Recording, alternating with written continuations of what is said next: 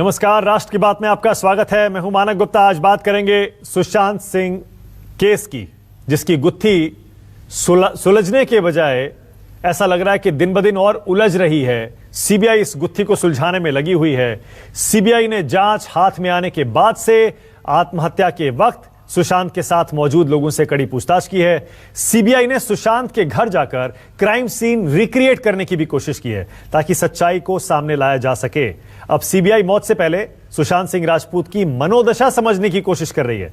इसके लिए सीबीआई ने सीएफएसएल टीम को काम पर लगाया है और सुशांत की साइकोलॉजिकल ऑटोप्सी की तैयारी है। तमाम दस्तावेजों, मेडिकल रिकॉर्ड्स और करीबियों से पूछताछ के आधार पर इस बात की पड़ताल की जाएगी कि मौत से पहले सुशांत के मन में क्या चल रहा था।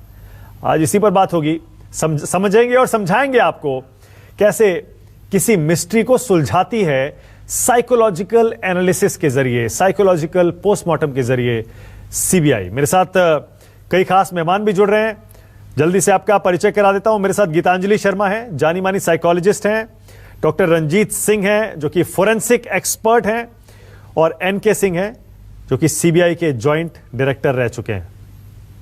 और मेरे सहयोगी दीपक दुबे भी जुड़ेंगे मेरे साथ मुंबई से, जो लगातार इस जांच पर, जो कि सुशांत सिंह केस में चल रही है, पैनी नजर बनाए हुए हैं। क्या होती है साइकोलॉजिकल ऑटोप्सी, इसी को भी समझने की कोशिश करेंगे। सबसे पहले आपको दीपक के पास ले चलते हैं, मुंबई। दीपक, जरा बताइए, ये साइकोलॉजिकल पोस्टमार्टम की तैयारी जो है, इसकी जरूरत क्यों पड़ी सीबीआई को?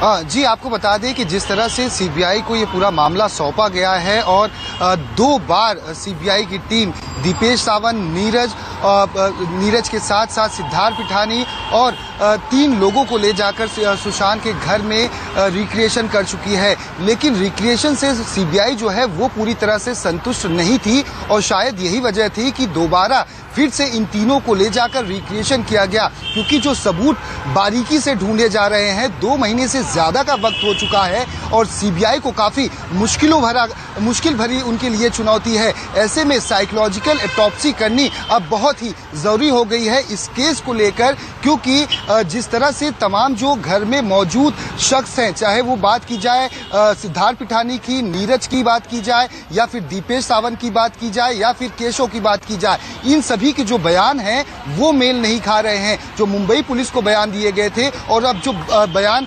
सीबीआई को दिए जा रहे हैं, इसमें कहीं ना कहीं अंतर पाया जा रहा है। ऊपर से ये सभी को जब फॉरेंसिक टीम लेकर जाती है रिक्रिएशन करने के लिए, तो वहां पर उस तरह का जवाब नहीं दे पाते जिससे कि सीबीआई के अधिकारी हैं वो संतुष्ट हो पाए। ऐसे में एक बार फिर से इन सभी से लगातार पूछताछ की जा रही है और सीबीआई सोर्सेज की माने तो साइकोलॉजिकल ऑटोप्सी इसलिए जरूरी हो जाती है जिससे कि यह पता चल पाएगा सुशांत के आसपास रहने वाले करीबी लोगों से, जो उस वक्त घर में मौजूद थे, घटना से तकरीबन 1 से 2 हफ्ते पहले तक उनके बीच बातचीत किस तरह की होती थी, क्या वो परेशान हुए थे, क्या वो काफी निराश थे, किन किन चीजों को लेकर बातें होती थी, क्योंकि कई सारे बयानों में ये बात निकलकर सामने आई है। ऐसे में ये बहुत ही महत्वपूर्ण हो जाता है। जी ठीक है दीपक, लौटेंगे आपके पास।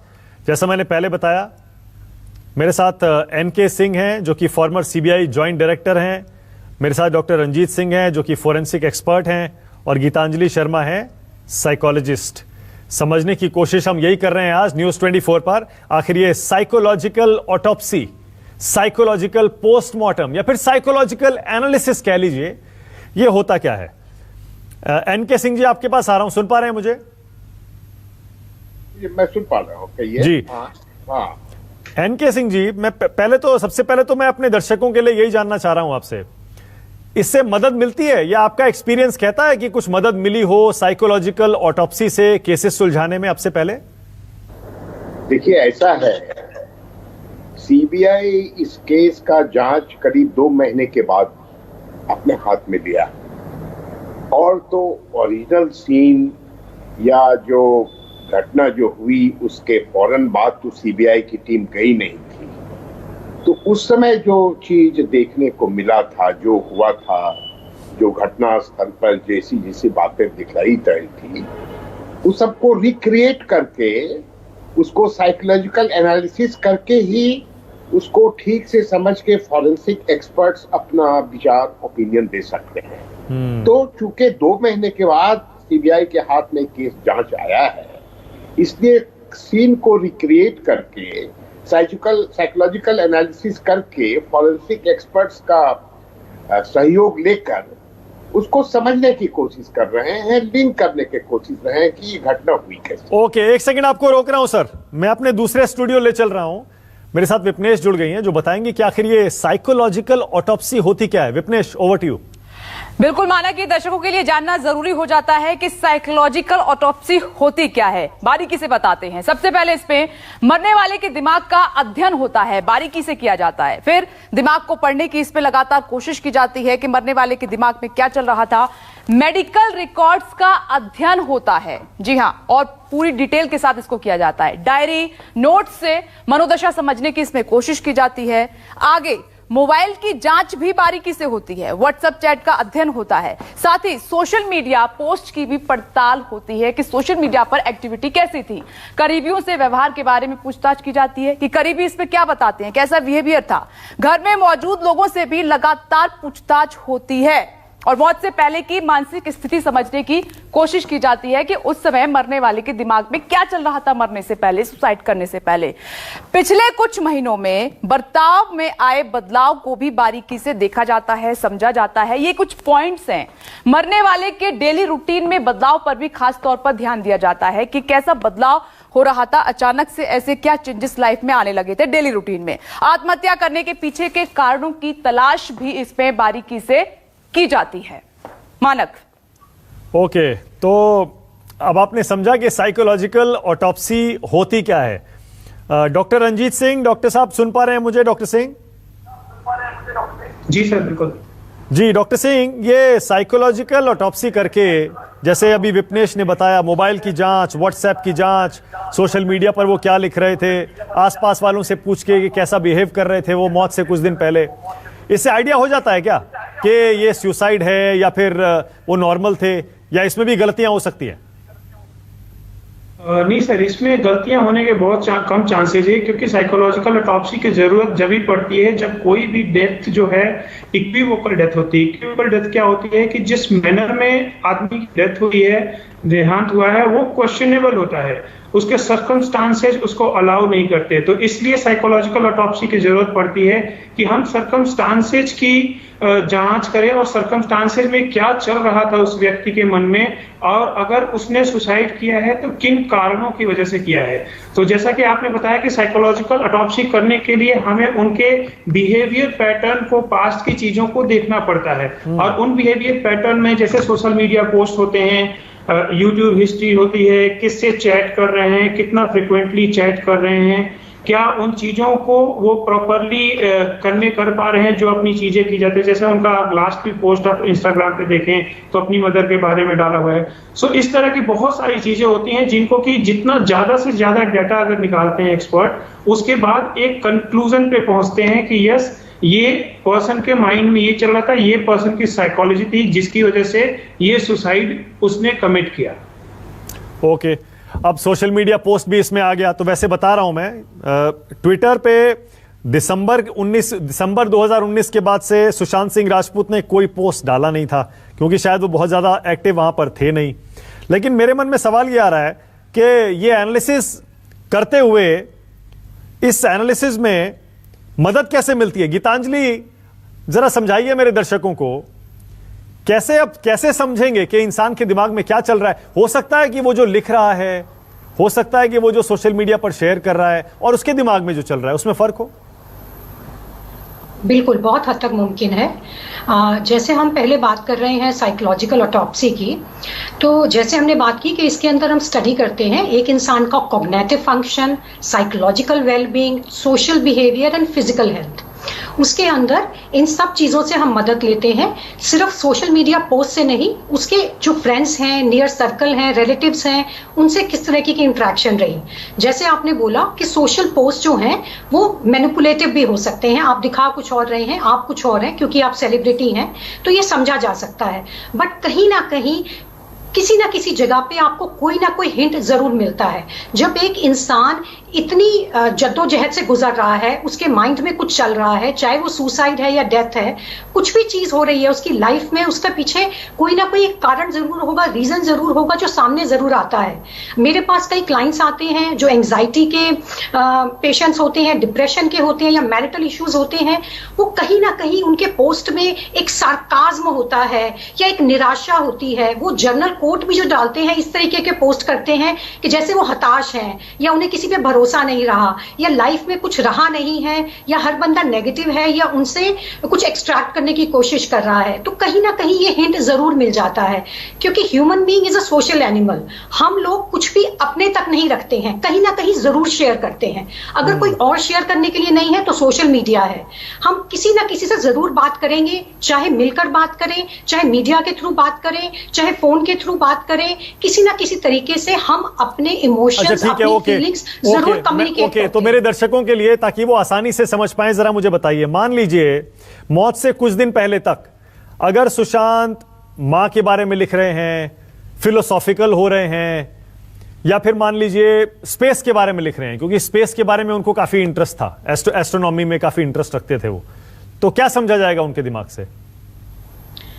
देखिए, अगर इन सब चीजों को ही देखा जाए जो आप बता रहे हैं, अगर इनकी कड़ी एक तरीके से जोड़ी जाए तो लगेगा कि इंसान एक अपनों को याद कर रहा है, जिसके साथ वो बहुत क्लोज है उसको याद कर रहा है, उसकी कमी महसूस कर रहा है या उससे कनेक्ट होने की कोशिश कर रहा है। तो ये कहीं पे दिखाएगा कि वो किसी स्थिति से जरूर गुजर रहा है, कोई ऐसी चीज उसे खा रही है जिससे वो शेयर करना चाह रहा है और शेयर नहीं कर पा रहा है, और जिससे वो शेयर करता था उसको मिस कर रहा है, उसको याद कर रहा है। क्योंकि जो लास्ट पोस्ट था गीतांजलि, जो लास्ट पोस्ट था सुशांत सिंह राजपूत का, वो 3 जून का था, और आपको पता ही है, यानी उनकी मौत से 10, 12, 13 दिन पहले का था।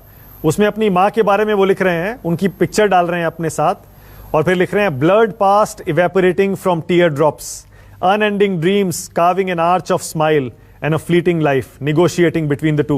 मां को याद कर रहे हैं, उसके बाद दिल बना रहे हैं, मां लिख रहे हैं। फिर उसके नीचे एक भगवान शिव की एक तस्वीर है जो उन्होंने 31 मई को पोस्ट की है। तो भगवान की, मां की, फिर उसके बाद कुछ साइंस के बारे में, कुछ मून के बारे में, कुछ अपनी बहन के बारे में।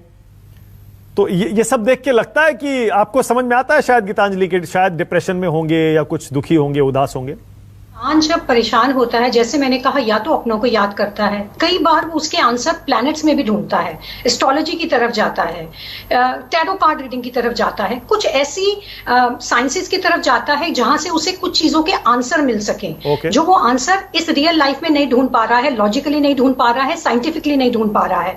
तब वो या तो भगवान को याद करता है या अपनों को याद करता है, जैसे माँ को, या प्लैनेट्स में, एस्ट्रोलॉजी में उस तरफ उसका झुकाव हो जाता है, क्योंकि उसको आंसर्स नहीं मिल रहे हैं जो वो ढूंढ रहा है। ठीक है, ओके, तो इसको हम इस तरीके से भी देख सकते हैं। ओके, डॉक्टर रंजीत सिंह, ये साइकोलॉजिकल पोस्टमार्टम में मान लीजिए आपने ये सारी चीजें इकट्ठा कर ली, आपने सोशल मीडिया के उनके पोस्ट ले लिए, व्हाट्सएप के सारे चैट्स ले लिए, आसपास के लोगों से बात कर ली, परिवार के लोगों से बात कर ली, फिर उसके बाद जो भी आप एनालिसिस करते हैं फोरेंसिक में, क्योंकि आप एक्सपर्ट हैं और फोरेंसिक मान लीजिए आप इन्वेस्टिगेशन कर रहे हैं, तो उसमें आप सब वो लिखते हैं, फिर आप उसमें एक कंक्लूजन भी देते हैं, ऐसा होता है क्या? जी बिल्कुल। देखिए, जैसा कि अभी हम लोगों ने डिस्कस किया कि सिर्फ सोशल मीडिया ही नहीं, उनके मेडिकल रिकॉर्ड, उनकी डायरीज में क्या लिख रहे हैं, क्योंकि ये कोई आम इंसान हमारे आपके मेरे तरह नहीं है कि सोशल मीडिया पे कुछ भी अपने इमोशंस को इमीडिएटली वो लिख सकते हैं, और उनकी पोस्ट की भी आप फ्रिक्वेंसी देखेंगे तो बहुत टाइम गैप के साथ है। सो उसके लिए जो एनालिसिस करने के लिए एक्सपर्ट के पास रिलेवेंट डाटा होने चाहिए, उनकी डायरीज, उनके मेडिकल रिकॉर्ड, उनके जो ईमेल्स वगैरह अगर किसी को किए हैं, इन सारी चीजों को लेने के बाद जो एक्सपर्ट होंगे वो 2 तरह के एनालिसिस पे जाएंगे, या तो ऑपरेशनल क्राइटेरिया देखेंगे जिससे डिटरमाइन होगा सुसाइड, या एम्पिरिकल क्राइटेरिया देखेंगे। और जब सारे डाटा मैक्सिमम, ऐसा नहीं है कि सिर्फ 10 दिन पहले या 2 महीने पहले के डाटा को हम देख करके कोई भी एक कंक्लूजन में पहुंच सकते हैं, इसीलिए हमेशा साइकोलॉजिकल ऑटोप्सी में मैक्सिमम से मैक्सिमम टाइम के डाटा की रिक्वायरमेंट की जाती है, जिससे कि इंडिविजुअल पहुंच सके। और बहुत सारी ऐसे स्टडीज हैं जिसमें जो मेन रीजन बताया गया है 90% स्टडीज में कि साइकोलॉजिकल ऑटोप्सी के इंडिविजुअल जब कोई सुसाइड करता है तो वो किसी मेंटल डिसऑर्डर से पीड़ित होता है या उसका कोई मूड डिसऑर्डर होता है, इंस्टेंट कोई ऐसी चीज होती है जिससे वो उस कदम को उठाता है। सो इंस्टेंट अगर कोई चीज हुई है तो पास्ट की चीजें उतनी कई बार रिलेवेंट नहीं रहती हैं, तो इसलिए सारी चीजों को लेकर के कि क्या रीजन आखिर क्या रहा होगा, सो ज्यादा से ज्यादा डाटा कलेक्ट करके फिर कंक्लूजन पे पहुंचते हैं और फिर एक्सपर्ट ओपिनियन आती है उसकी, और वो एक्सपर्ट ओपिनियन शो करती है कि ये इंडिविजुअल ने सुसाइड किन सर्कमस्टेंसेस में किया। ओके, मैंने मान लिया। एनके सिंह जी, अब ये बताइए सर, अगर मान लीजिए आपने साइकोलॉजिकल पोस्टमार्टम करवा लिया, एक एनालिसिस करवा लिया, उसकी रिपोर्ट आ गई, उसकी एविडेंशियरी वैल्यू क्या है? क्या वो सिर्फ जांच में सहयोग करती है रिपोर्ट, या फिर उसको आप केस की चार्जशीट में इस्तेमाल भी कर सकते हैं? कि इसका एविडेंस चार्जशीट में इसका इस्तेमाल नहीं हो सकता है। जो साइकोलॉजिकल ऑटोप्सी के आधार पर ही केस डिटेक्ट नहीं किया जा सकता है। ये एक जरिया है कुछ निष्कर्ष पर आने का, और जो एक्सपर्ट्स है अपना ओपिनियन देते हैं, या जो इन्वेस्टिगेटिंग ऑफिसर्स वे सारे और बातों को देखते हैं और सारे प्रमाणों को, जैसे फिजिकल एविडेंस, गवाहों के बयान और सारी बातें, स्पॉट विजिट, क्या क्या हुए, कैसे हुए, और ये सारे चीजों को इकट्ठा करके तब जब वो निष्कर्ष पर आते हैं। और अब जैसे साइकोलॉजिकल ऑटोप्सी, जहां तक मैं समझ रहा हूँ, वो जो इन्वेस्टिगेटिंग ऑफिसर्स को जो इनका व्यू मिलेगा, इनका ओपिनियन मिलेगा, तो एक मार्गदर्शन होगा, एक सुराग होगा जिसके जरिए कुछ और एविडेंस, फिजिकल एविडेंस वो कलेक्ट कर सकते हैं और उसको चार्जशीट में डाल सकते हैं। ये एक जरिया है जो कि ये सारे जिनके बारे में इन्होंने विस्तार से बतलाया है, जो एक्सपर्ट्स हैं, मैं वो एक्सपर्ट नहीं हूँ, लेकिन ये एक जरिया है बातों को समझने का, और बातें जो प्रमाण है, जो फिजिकल प्रमाण है, और सारी बातें हैं, उसको सबको जोड़ करके तब वो एक ठोस निष्कर्ष पर आ सकते हैं कि ये मौत कैसी। बस यही इसका है। ऑलराइट, अभी भी मैं अपने दर्शकों को यही समझा रहा हूं, ये साइकोलॉजिकल ऑटोप्सी क्या होती है, इसकी जरूरत क्यों पड़ती है। विपनेश के पास फिर से अपने दूसरे स्टूडियो ले चल रहा हूं। विपनेश कुछ और जानकारी देंगी इस साइकोलॉजिकल ऑटोप्सी के बारे में, लेकिन उससे पहले दीपक आपके पास आ रहा हूं। दीपक, ये साइकोलॉजिकल ऑटोप्सी में इन स्टार्स के बारे में हम सब जानते हैं दीपक, फिल्म स्टार्स के सोशल मीडिया अकाउंट्स पर भी बहुत सारे प्रमोशनल पोस्ट होते हैं और इनकी पूरी टीम होती है इनके सोशल मीडिया अकाउंट्स मैनेज करने के लिए। दीपक, लेकिन क्या सुशांत के केस में उनके सोशल मीडिया पोस्ट से या उनकी व्हाट्सएप चैट डायरी कुछ अंदाजा लगता है क्या? कुछ ऐसा सबूत मिलता है कि वो खुद लिख रहे थे या अपने मन की जो स्थिति है वो उसमें झलकती है क्या? दीपक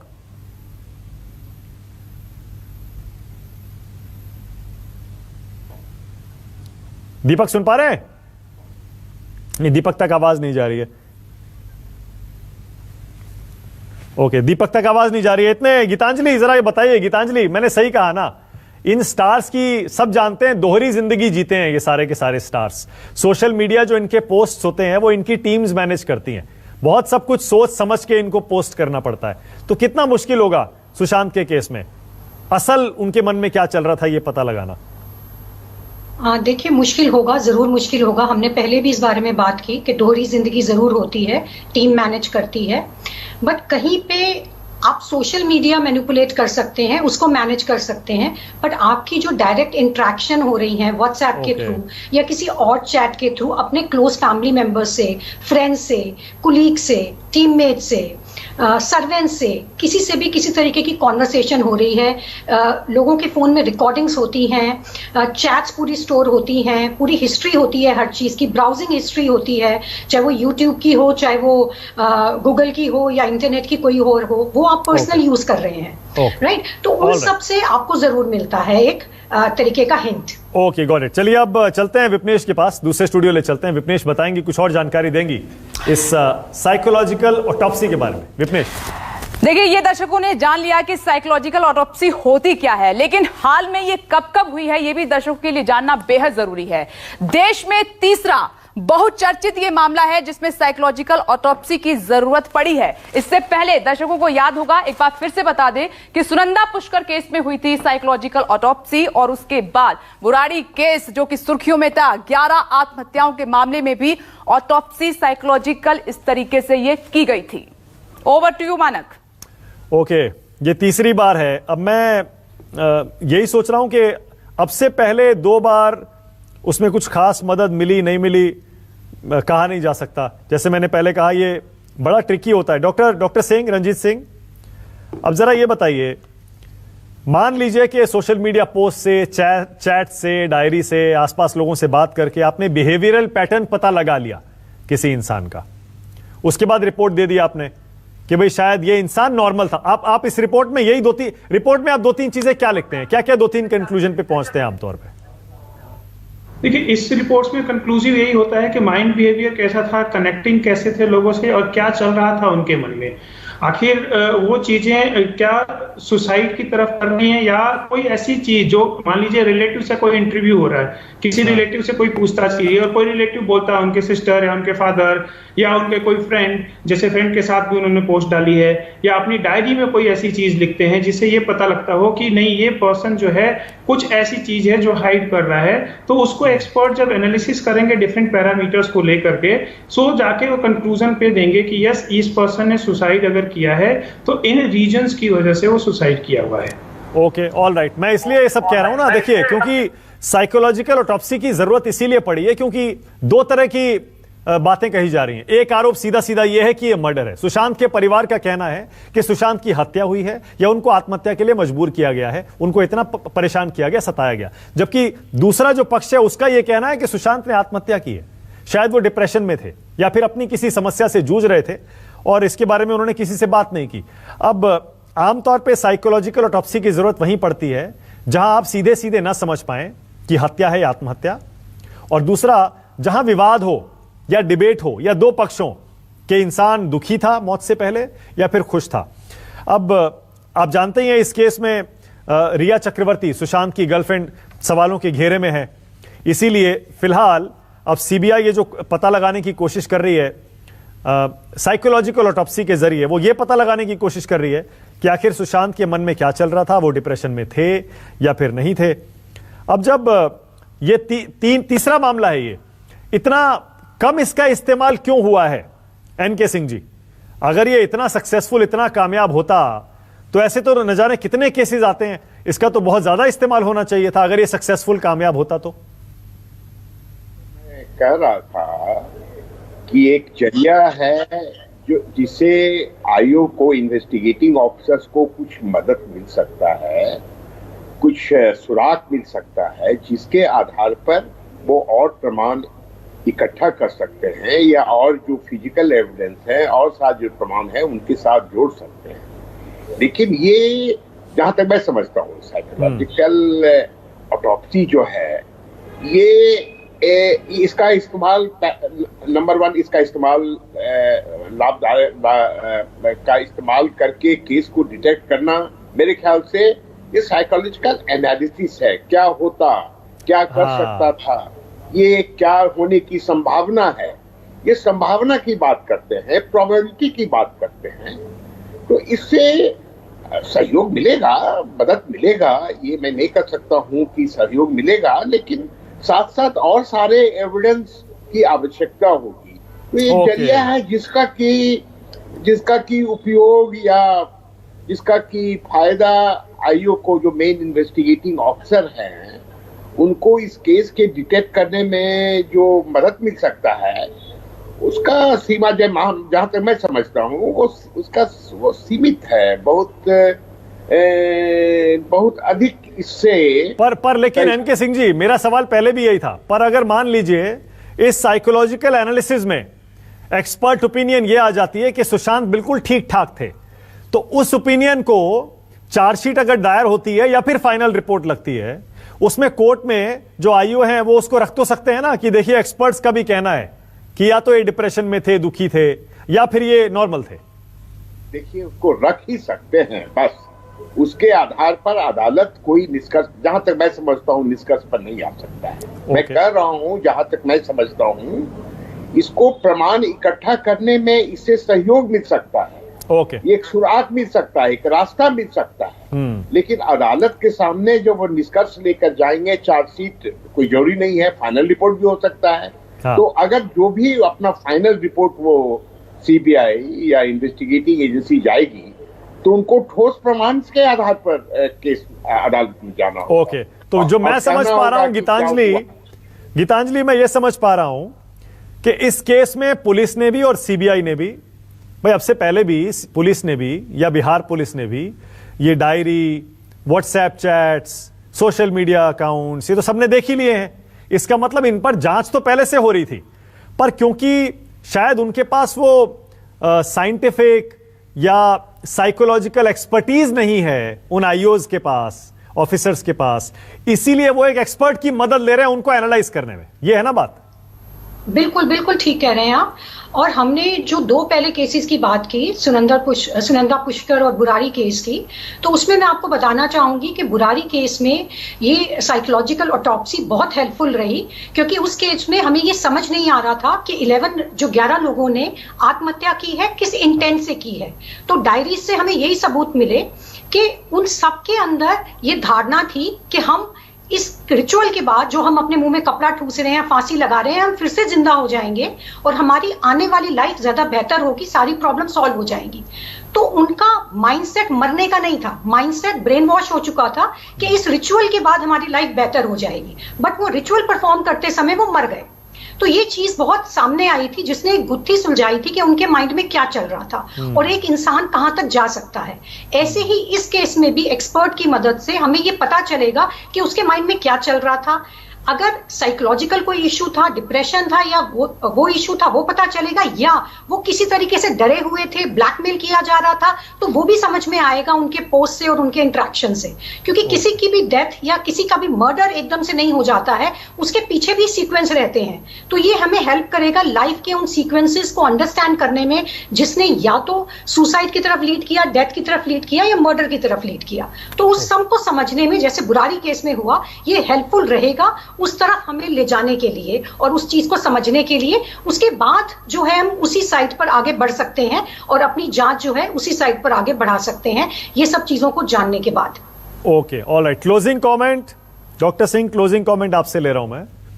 तो ये जो एक्सपर्ट्स की हम मदद लेते हैं साइकोलॉजिकल ऑटोप्सी में, ये एक्सपर्ट्स क्या साइकोलॉजिकल एनालिसिस जिनका एक्सपर्टीज होता है वही हो सकते हैं ना, वो जिनमें साइकोलॉजिस्ट होंगे? कौन लोग होते हैं इनमें सर? सर देखिए, जो इंडिया में साइकोलॉजिकल ऑटोप्सी होती है जनरली सीएफएस और सीबीआई में होती है, जितनी मेरी नॉलेज है। और उनका डेफिनेटली एक proper training and proper extensive last training होती है, जिससे कि वो इंडिविजुअल के साइकोलॉजिकल बिहेवियर को उसके पोस्ट, उसके डायरी, उसके इंटरव्यू, रिलेटिव के इंटरव्यू, नॉन टू फ्रेंड्स के इंटरव्यू के द्वारा एक एनालिसिस पे पहुंचे। जैसा कि ये सिर्फ ऐसा नहीं है कि दो ही केस में साइकोलॉजिकल ऑटोप्सी आज तक हुई, बहुत सारे केसेस में हुई है। और ये हमेशा ही not in India, even foreign country में भी इक्विवोकल डेथ में करनी पड़ती है, जहां पे क्वेश्चन हो जाता है कि ये पैथोलॉजिकल ऑटोप्सी से पता लग गया कि एस्फिक्सिया है और डेथ हुई है, सुसाइड है, लेकिन फिर भी प्रेशर है कि नहीं, एक एंगल है कि जो सुसाइड के लिए या तो वो किया गया होगा। ओके, तो बिल्कुल अब आपको क्लियर हो गया होगा, अपने दर्शकों से बात कर रहा हूं, आपको क्लियर हो गया होगा कि साइकोलॉजिकल ऑटोप्सी सुनने में बड़ा मुश्किल लगता है लेकिन बड़ा आसान है। कुछ नहीं है, मौत से पहले कुछ दिनों में, कुछ हफ्तों में, कुछ महीनों में जिसकी मौत हुई है, वो उस इंसान का बर्ताव कैसा था, यह पता लगाने के लिए उसके आखिरी सोशल मीडिया पोस्ट, उसके आखिरी दिनों, हफ्तों, महीनों के व्हाट्सएप चैट्स, उसकी डायरीज, उसका डेली रूटीन, उसका लाइफस्टाइल, यह सब एनालाइज किया जाता है, यह पता लगाने के लिए कि इंसान दुखी था, डिप्रेशन में था या नॉर्मल था। इसे कहते हैं साइकोलॉजिकल ऑटोप्सी। बहुत बहुत धन्यवाद आज राष्ट्र की बात में आने के लिए आप सबका। छोटा सा ब्रेक लेंगे, ब्रेक के बाद देखिए क्रिकेट हाउसफुल।